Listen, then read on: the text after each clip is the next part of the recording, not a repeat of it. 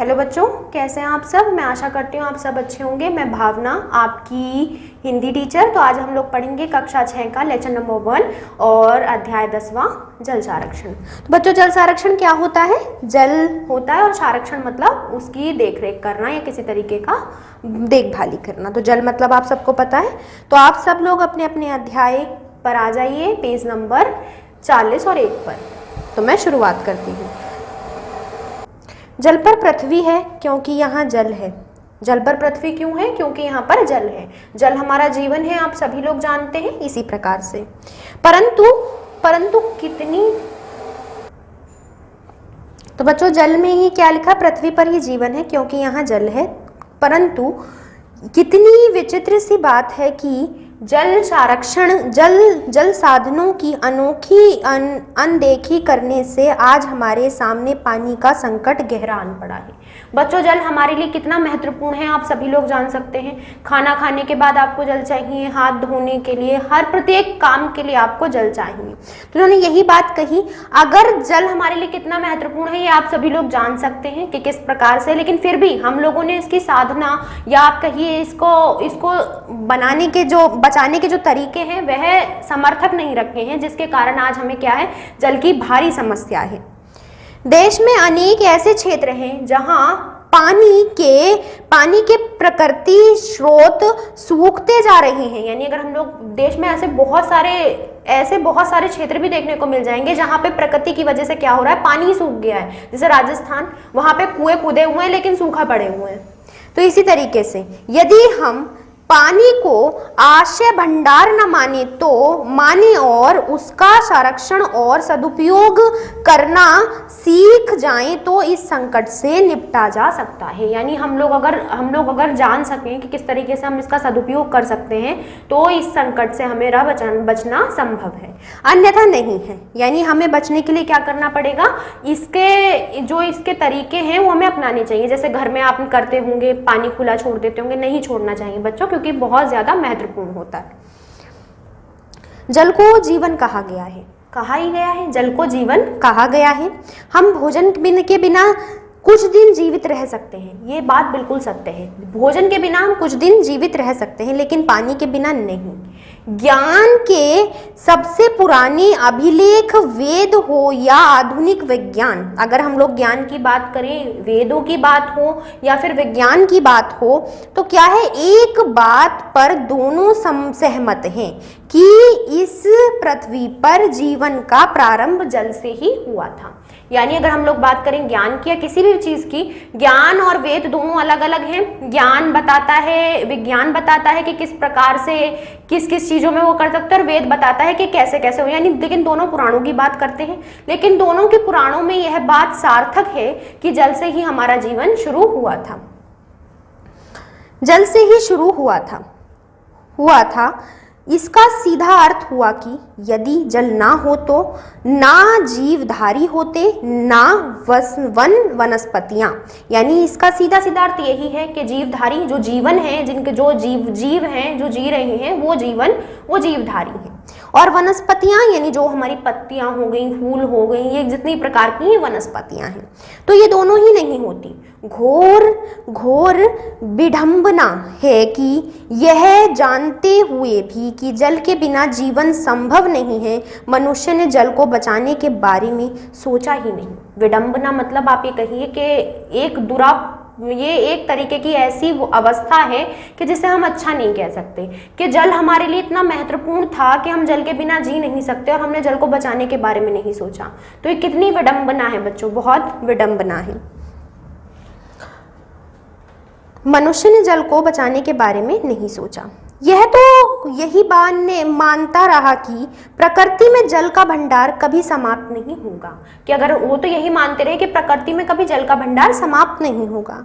आज लगने लगा है कि यदि जल को नहीं बचाया गया तो इस पृथ्वी को ही सौर मंडल के उजड़े सूखे अन्य ग्रहों से ही गिना जाने लगेगा। यानी अगर जल को नहीं बचाया गया तो इसमें क्या हो गया, अगर जल नहीं होगा तो यहाँ पे जीवन नहीं होगा, तो ये भी और जो हमारे सौर मंडल पे जितने भी हमारे गोले घूम रहे हैं तो मंगल हो गए, बहुत सारे गोले हैं, वनस्पति हैं, तो उसी के समान ये हो जाएगा। आपने सोलर सिस्टम पढ़ा होगा या आप कहिए अंतरिक्ष देखा होगा आपने, किस तरीके से सूर्य के बराबर में ऐसे मंगल ऐसे कर करके, पृथ्वी तीसरे नंबर पर है, ऐसे चक्कर काटती है। तो अगर हमें नहीं पता कि उनमें जीवन है या नहीं, हमारे में जीवन है तो हम अपनी बात करते हैं, अगर यहाँ पर भी जीवन नहीं बचेगा तो हम भी किन्हीं उन्हीं गोलों के स्थायी रूप से आ जाएंगे। तो उन्होंने यही कहा, आज लगने लगा है कि यदि जल को नहीं बचाया गया तो इस पृथ्वी को ही सौर मंडल के उजड़े सूखे सूने अन्य ग्रहों में ही गिना जाने लगेगा। सौर मंडल के अन्य ग्रहों में ही ये आ जाएगी। कितनी विचित्र बात है कि पानी को नष्ट कर हम अपने पैरों पर खुद कुल्हाड़ी मार रहे हैं। यानी कितनी विचित्र बात है, कितनी वो बात है कि हम लोग पानी को नष्ट करके अपने पैरों पे खुद कुल्हाड़ी मार रहे हैं। अपना देश आज भी कृषि पर निर्भर है। अगर हम लोग बात करें अपने देश की, तो आज भी हम लोग किस पे, खेती बाड़ी पे निर्भर है। वहाँ से अनाज आता है, अन्न आता है, जिसे हम लोग खाते हैं, संपन्न रूप से अपने पौष्टिक आहार लेते हैं और उससे जीवित रहते हैं। तो उन्होंने यही वाली बात कही कि कितनी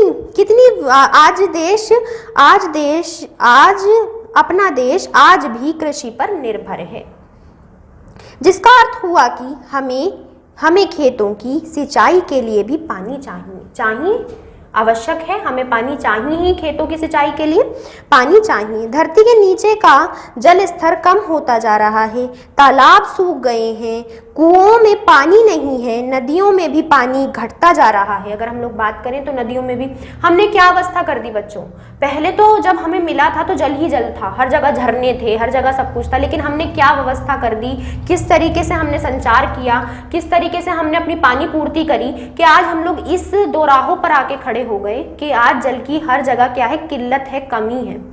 तो उन्होंने यही वाली बात बोली क्या बच्चों, कि आज हम लोग अगर बात करें मानव बस्तियां, गांव और शहर में पीने के पानी का अभाव होता जा रहा है।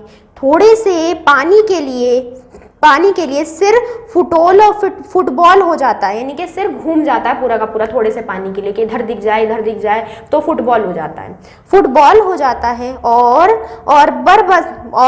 और बरबस करने लगता है।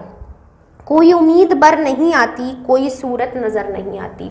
ये गालिब का शेर था, जिसमें इन्होंने क्या कहा था कि कोई भी उम्मीद नहीं दिखती और कोई ऐसी सूरत भी नहीं नजर आती जिसमें उम्मीद होगी। बहुत अच्छा शेर है गालिब का, कोई उम्मीद बर नहीं आती, कोई सूरत नजर नहीं आती। क्या कहा गया बच्चों, कोई उम्मीद बर नहीं आती, यानी कोई उम्मीद की एक किरण तक नहीं आती और कोई सूरत भी नहीं नजर आती जिसमें उम्मीद हो।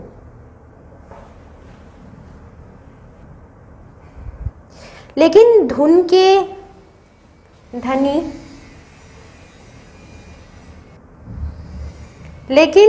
के धनी और साहस से लपालप भरे लोग निराशावादी नहीं होते। यानी बच्चों क्या बोला इन्होंने बोला कि जो अपनी धुन से धनी हो, यानी क्या हो, अगर कहीं पर सूखा भी हो और आपके मन में जल है कि मुझे जल ढूंढना है, तो आप चाहे धरती की नीचे की कोस तक जाएंगे लेकिन जल निकाल के लाएंगे। तो ये क्या होता है, ये होता है धुन के धनी, यानी आप अपने वर्चस्व से धनी हैं, आप अपने उम्मीद से धनी हैं। तो वो व्यक्ति क्या होते हैं, उन व्यक्ति को सूखा नहीं लगता, उन्हें लगता है क्या पता मुझे नई खोज करनी हो इसलिए ये सूखा दिख रहा हो। तो यह क्या होती है, ये एक बात है जो क्या होती है, जो इन्होंने बोला, लेकिन धुन से धनी और साहस से लबालब मतलब पानी देखना कभी ग्लास से ऊपर भर जाए और फिर बाद में गिरने लग जाए, तो उसे बोलते हैं लबालब भरे लोग निराशावादी नहीं होते।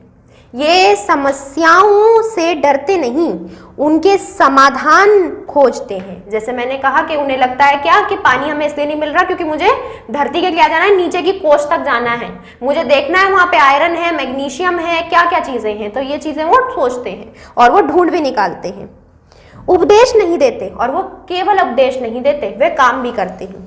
उपदेश नहीं देते, अपने आचरण से उदाहरण प्रस्तुत करते हैं। अपने आचरण से क्या करेंगे, उदाहरण प्रस्तुत करेंगे कि इस प्रकार भी इस कार्य को किया जा सकता था।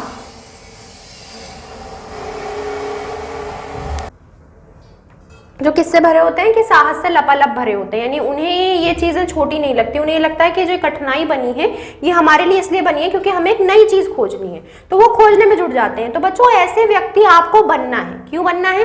क्योंकि अगर आप हो, अब आपके क्या हुआ, आपके घर में कोई काम आ गया और अगले दिन पेपर है, तो जो बच्चे रोने वाले होंगे वो तो रोएंगे, और वो जो बच्चे वो होंगे वो क्या करेंगे, पहले काम खत्म करते हैं बाद में पढ़ाई कर लेंगे, समय तो मिलेगा ही।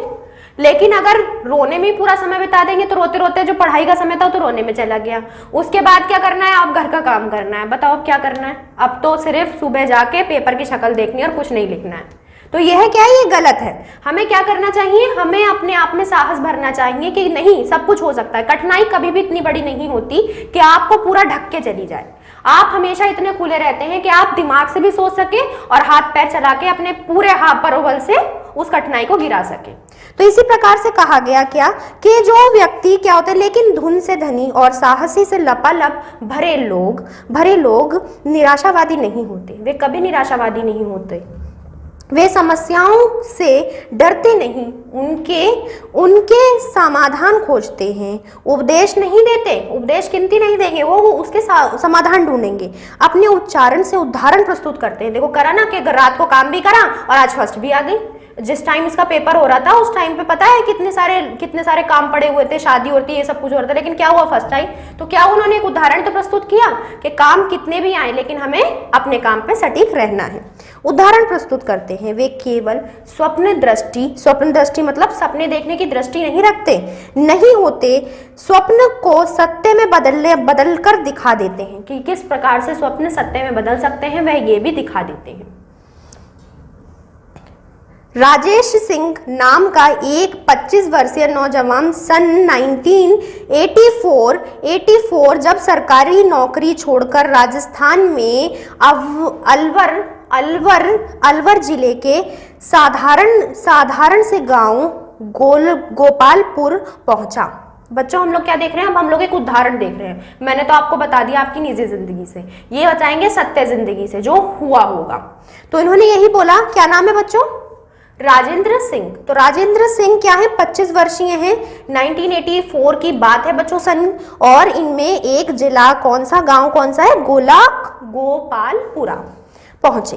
तो उनकी आंखों में समाज के लिए कुछ करने के सपने थे, यानी सपने तो थे लेकिन राह स्पष्ट ना थी कि किस प्रकार से किस उससे जा सकते हैं। सपने तो आप देख लेते हो, किसी को टीचर देखकर आपको क्या लगता है कि मुझे टीचर बनना चाहिए, किसी को डॉक्टर देख के लगता है कि डॉक्टर बनना चाहिए, लेकिन उसकी राह नहीं पता होती। लेकिन सपना अगर इतना भारी हो तो उसकी राह हम लोग खोजते हुए चलते हैं कि कैसे कैसे बनना है, ये पढ़ाई करनी है, तो इस तरीके से आप ढूंढ लेते हैं। तो उन्होंने यही हुआ क्या कि उनको क्या करना था, उनको उस ग्रामीण जिले को क्या करना था, एक अच्छा जिला बनाना था, ये उनका सपना था। लेकिन राह स्पष्ट न थी। वहां उसने देखा कि मीणा MA की डिग्री और सरकारी नौकरी की दंभ को छोड़कर फावड़े उठा लिया, क्योंकि उसे लगा कि यहाँ से परिवर्तन की राह शुरू होती है। कितना साहसी काम था यह, अपनी डिग्री को छोड़कर, एक सरकारी नौकरी है उसके पास, उसने वह भी छोड़ दी। क्यों? क्योंकि उसे लगा कि यहाँ से रास्ता नहीं निकलेगा, क्योंकि अगर मैं सरकारी नौकरी में लगा रहा तो मैं नौकरी में लगा रह जाऊंगा, तो यहाँ से रास्ता नहीं निकलेगा। तो उन्होंने राह फावड़े की चुनी। कितना कठिन फैसला होता है कि अपनी निजी जिंदगी को ऐसे किसी के लिए क्या करना, दान कर देना, त्याग कर देना। तो यह उन्होंने लिया, सराहनीय था और सराहा भी जा रहा है किताबों के द्वारा। जाति का एक ग्रामीण जमीन खोदकर एक छोटा सा तालाब बना रहा था, जिसमें वर्ष जल का संग्रह किया जा सके। राजेंद्र सिंह ने MA की डिग्री और सरकारी नौकरी के दंभ को छोड़कर फावड़ा उठा लिया, क्योंकि उसे लगा कि यहाँ से परिवर्तन की राह शुरू होती है। अगले 3 वर्ष तक वह ग्रामीण मीणा लोगों के साथ खुदाई करता हुआ जल संरक्षण के गुरु सीखता रहा। उन्हें मिलकर गांव के पुराने झोपड़े झोपड़े तालाबों को गहरा गहरा किया, यानी क्या करा, जो तालाब खुदे हुए थे 3 वर्षों में उसने उन्हें गहरा किया, जिनसे क्या होता है, देखो बच्चों वर्षा होती है, वर्षा का पानी कहाँ जाता है, तालाबों में जाता है। अब अगर वो कम गहरे होंगे तो पानी तो वो रुकेगा नहीं, वो तो जमीन के नीचे चला जाएगा। लेकिन हमारे लिए क्या होता है कि जो खुदा हुआ है उसकी भी अपनी प्यास बढ़ती रहती है, तो पानी अंदर स्टोर करता चला जाता है, तो वो कम हो जाता है। और कम होने के बाद क्या होता है कि अगर वो कम गहरा खुदा हुआ है तो क्या होगा, ऊपर से नहीं होगा, तो इस वजह से उन्होंने खोद दिया, और जिससे पानी ज्यादा हमारे लिए बचे। तो यही हुआ कि तालाब खोदे को गहरा किया, वर्ष जल के संगठन के लिए छोटे छोटे नए झोहड़ बनाए। परिवर्तन सबके सामने था। गांव के कुओं का जलस्तर इतना ऊंचा उठ गया जितना पीढ़ियों से किसी ने ना देखा था। क्या बच्चों के परिवर्तन सबके सामने था। उसने सरकारी नौकरी छोड़ी, एमए की डिग्री छोड़ी, लेकिन कुछ गलत नहीं किया। क्यों? क्योंकि उसने जलस्तर बढ़ा दिया। आप बढ़ा सकते हैं जलस्तर? अगर मैं बात करूं, आप अपने शहर का जलस्तर बढ़ा के दिखा दो, नहीं बढ़ा के दिखा सकते, क्योंकि आपके पास व्यवस्था नहीं है, काम करने का तरीका नहीं है। तो काम करने का तरीका होना चाहिए। अब जैसे नालियों में पानी कितना गंदा पड़ा रहता है, अगर हम लोग चाहें तो उसे साफ करके बिल्कुल अच्छे से फिल्टर करके वही आता है हमारी टंकियों में, लेकिन फिल्टर होके बहुत अच्छे से, तो हमें कुछ भी चीज क्या करनी चाहिए, वेस्ट नहीं करनी चाहिए। सब चीजों को क्या करना चाहिए, काम से लेना चाहिए। इसके बाद तो जल संरक्षण का कार्यक्रम गांव-गांव में फैलता गया, यानी क्या हुआ, ये गांव-गांव में फैल गया कि अब हमें जल की रक्षा करनी है, उनका संरक्षण करना है। गांव-गांव में फैल गया। वे केवल जल संरक्षण तक ही सीमित नहीं रहा। ये केवल जल संरक्षण तक ही सीमित नहीं रहा कि जल को बचाया ही नहीं गया, आगे कहां पहुंचा। इस कशिश में की खबर एक गांव से दूसरे गांव तक फैल गई और लोग इसके विधित प्रमाणों को भोगने भी लगे। ग्रामीण महिलाओं को पानी आसानी से मिलने लगा। क्यों बच्चों? अब ग्रामीण महिलाओं का क्या था कि वह अपना घड़ा लेती थी और बहुत दूर से कुएं से या फिर तालाब से अपना पानी लेकर आती थी। लेकिन अगर उनकी घर की व्यवस्था ऐसी हो गई कि वहां पे पानी आने लग जाए तो उन्हें इस चीज की आवश्यकता है किंचित नहीं है। क्यों पड़ेगी? फिर बिल्कुल नहीं पड़ेगी, तो और उन्हें पड़ी भी नहीं। और फिर क्या हुआ कि अब सब गांव वालों के पास ये खबर पहुंची, उन सब ने अपना जल स्तर इस तरीके से बढ़ाया। कैसे? कुएं खोदकर और ये तालाब को और गहरा करके दूसरे गांव तक फैल गई और लोगों इसके विधित परिमाणों को भोगने भी लगे। ग्रामीण महिलाओं को पानी आसानी से मिलने लगा। पैदावार बढ़ने लगी। परिवारों की आमदनी बढ़ने लगी। काम के लिए गांव में से शहर की ओर होने वाला पलायन थमने लगा। यानी गांव से शहर जा रहे थे लोग बाग, क्यों? काम के लिए नहीं, पानी की वजह से, क्योंकि पानी की किल्लत थी। अब लोगों को क्या लगा, शहर चलते हैं, शायद थोड़ी बहुत दूर होगी, तो वो शहर की ओर बढ़ गए। लेकिन जब चीजें हमारे पास गांव में ही आ गई, हमारे ग्रामीण इलाकों में ही आ गई, तो हम शहर क्यों जाएंगे? तो उन्हें कोई आवश्यकता नहीं पड़ी। पलायन मतलब होता है जाना।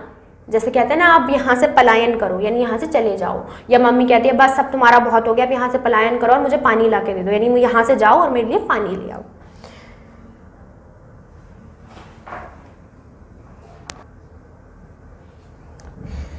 तो क्या हुआ बच्चों कि इस तरीके से पलायन कर रहे थे लोग बाग और वो रुक गए। और उन्होंने क्या करा, जब उन्हें वहां पे जल स्तर दिख गया कि ठीक हो रहा है, सब कुछ व्यवस्था में हो रहा है, तो इस प्रकार से उन्होंने प्रारंभ कर दिया। राजेंद्र सिंह और उनके तरुण भाषा संघ के प्रयासों से आज राजस्थान के लगभग 7,000 वर्ग किसी क्षेत्र से करीब 9,000 जोहड़े का निर्माण किया गया है। बच्चों क्या इन्होंने कहा, तरुण भारत संघ के द्वारा राजस्थान जो राजेंद्र सिंह थे। अब बच्चों क्या होगी, जल व्यवस्था बढ़ेगी तो पानी की वजह से क्या होता है, हमारा क्षेत्रफल भी बढ़ता है और काफी अच्छा इसमें वो होता है, उपजाऊ जमीन हो जाती है जल स्तर की वजह से। पत्थर खदानों के कारण पांच नदियां सूख गई चली थी। अब उनमें वर्ष भर पानी भरा रहता है।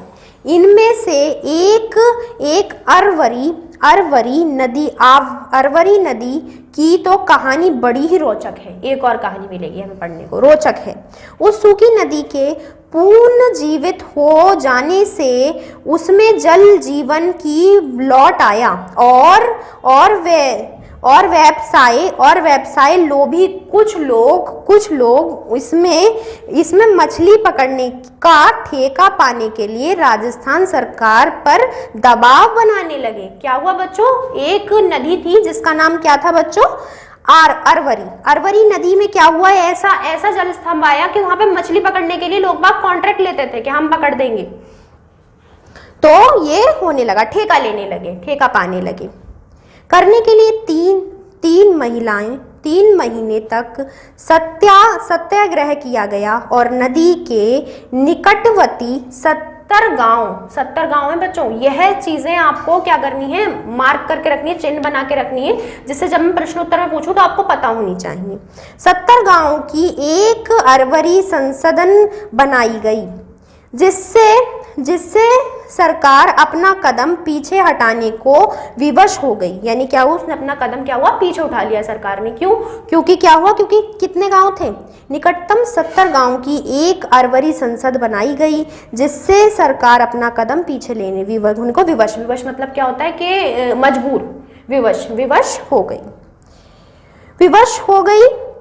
इसके उनके बंद होने से कारोबार हुए लोगों के लिए रोजगार पैदा किए गए।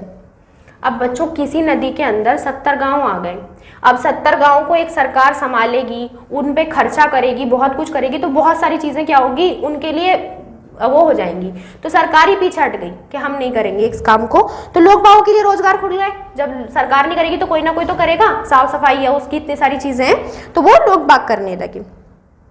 यह जल संरक्षण आंदोलन आज संग्रह ग्रामीण विवश का पर्याय बन चुका है। यानी अगर हम लोग बात करें इस आंदोलन की, जल संरक्षण की, तो ये आज लोगों के लिए क्या बन गया? एक आंदोलन बन चुका है और विकास के लिए हजारों गांवों का भाग्य बदल गया है। जो गांव कुछ भी पैदा नहीं पाते थे, वे लाखों की सब्जियां निर्यात कर रहे हैं। यानी क्या है? जो लोग कुछ भी पैदा नहीं कर पाते थे, लाखों की सब्जियां निर्यात कर रहे हैं। क्यों? क्योंकि वहां पे जल की संरक्षणता अच्छी है। तो वो जल क्या होता है? वर्षा भी नहीं होती, तो ये लोग क्या करते हैं? टैंक से पानी लेकर उनको पानी पहुंचा देते हैं। अरवरी से हरियाणा लौट आई है। अरवरी में हरियाणा लौट आई है। लोगों की जीवन शैली बदल गई है। जीवन शैली मतलब जो वो जीवन जीते थे वह बिल्कुल परिवर्तन हो गया है। अब वो लोग शहर जा रहे थे। क्यों जा रहे थे बच्चों? वहां पे पैसे नहीं होंगे और वहां पे जल नहीं होगा, दोनों चीजें नहीं होंगी, तो ये व्यवस्था बिगड़ रही थी? नहीं बिगड़ रही थी। लेकिन अब उनके पास क्या है? जल भी है और पैसे तो हैं ही, क्योंकि वो खेती बाड़ी करके कमा रहे हैं। तो इस प्रकार से व्यवस्था पूरी बदल गई। महिलाओं के लिए विशेष